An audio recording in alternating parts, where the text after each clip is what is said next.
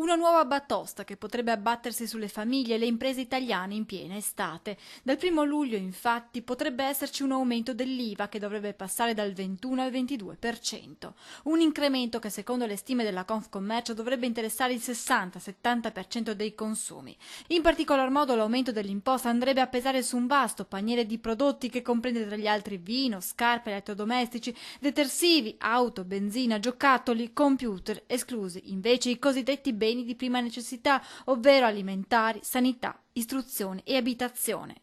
Sempre secondo la Confcommercio, questo incremento dell'IVA potrebbe avere gravi conseguenze non solo sui consumi, ma anche sulla sopravvivenza delle imprese del commercio al dettaglio, 26.000 quelle che secondo l'associazione rischiano entro la fine dell'anno di chiudere i battenti. Questo vuol dire che per il Veneto, facendo un calcolo, potrebbero aggirarsi sui 2-3 mila.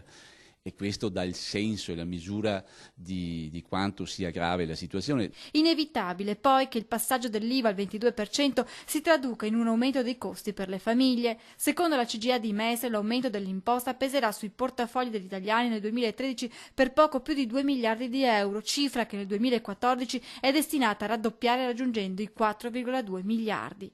Sempre secondo l'Associazione degli Artigiani di Mestre, se le abitudini e i consumi rimarranno immutate, con l'aumento dell'IVA un nucleo familiare di 3 persone spenderà ogni anno in media 88 euro in più, mentre una famiglia composta da 4 persone ne spenderà 103 in più. Che si aggiungono ai tanti balzelli che negli ultimi tempi sono precipitati sulle spalle dei cittadini. Noi ci auguriamo, abbiamo anche chiesto che questo aumento non venga fatto, perché oltre a caricarsi su una situazione già estremamente pesante per le famiglie, rischia di dare un ulteriore colpo negativo alla nostra economia.